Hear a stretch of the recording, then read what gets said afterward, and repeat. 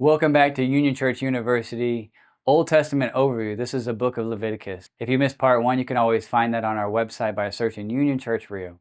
Now we turn to chapters 1 through 7, the offerings. Chapters 1 through 7 explain how ordinary Israelites are to bring offerings to God.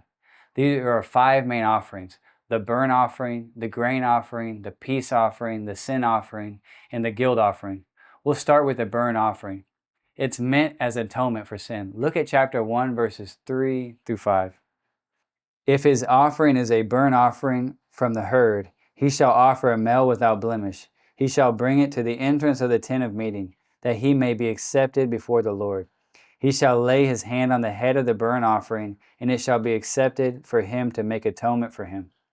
Then he shall kill the bull before the Lord, and Aaron's son, the priest, shall bring the blood and throw the blood against the sides of the altar that is at the entrance of the tent of meeting. The placing of the hands on the head is a symbolic act of the transfer of the sinner's guilt onto the bull.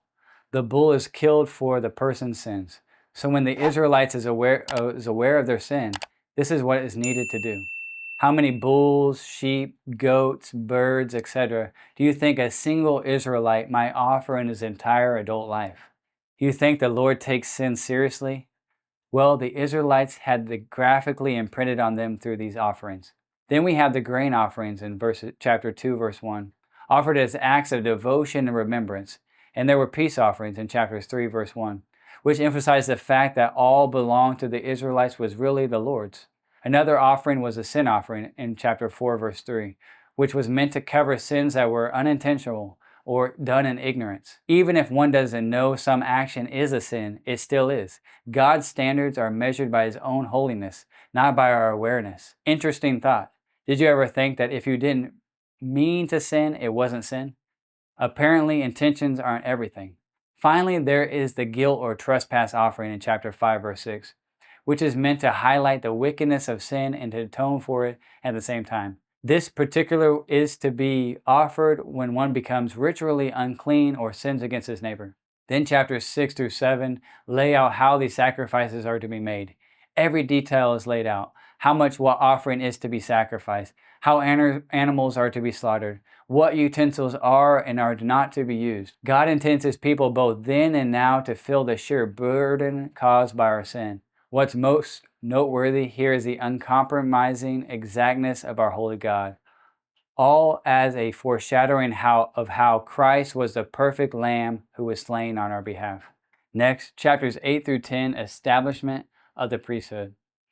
Having established how individuals are to offer sacrifices, Leviticus now turns to how the nation as a whole is to worship the Lord.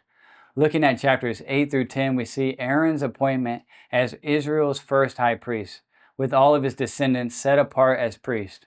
Within these chapters are more regulation and guidance on how priests are to conduct themselves in the execution of their duties. Again, the main lesson for us is that sins of God's people require great effort to be covered by a seemingly unending flow of sacrificial blood.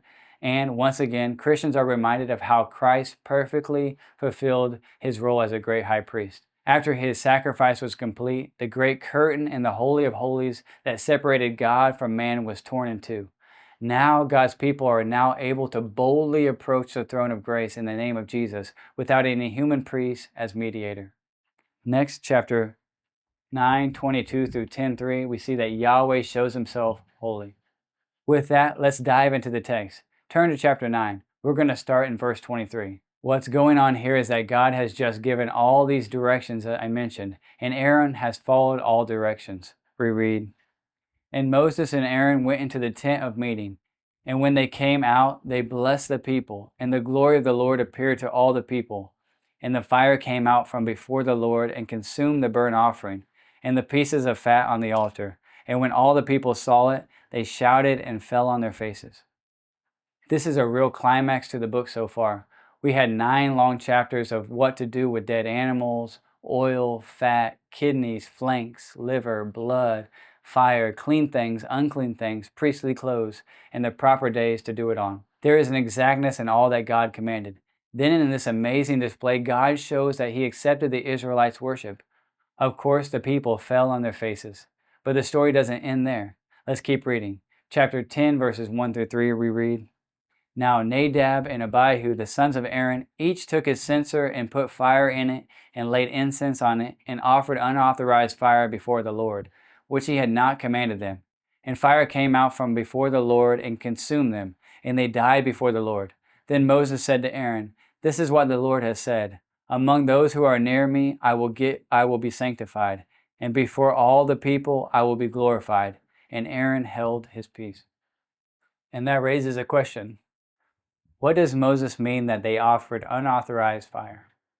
Other translations call it strange fire or profane fire. In short, it is fire and worship that God has not commanded. Aaron's sons here have decided to worship God their own way. They're seeking to worship God. They're not worshiping some false god, but they are worshiping God according to their dictates of their own hearts, not according to the way that God has instructed. Their worship may have been well-intentioned, but good intentions are not what matters. Nadab and Abihu did not regard God as holy.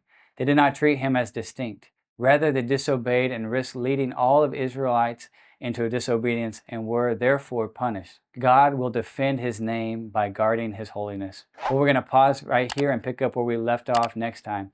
Thanks for joining us for UC University. Stay safe. See you later. See you soon.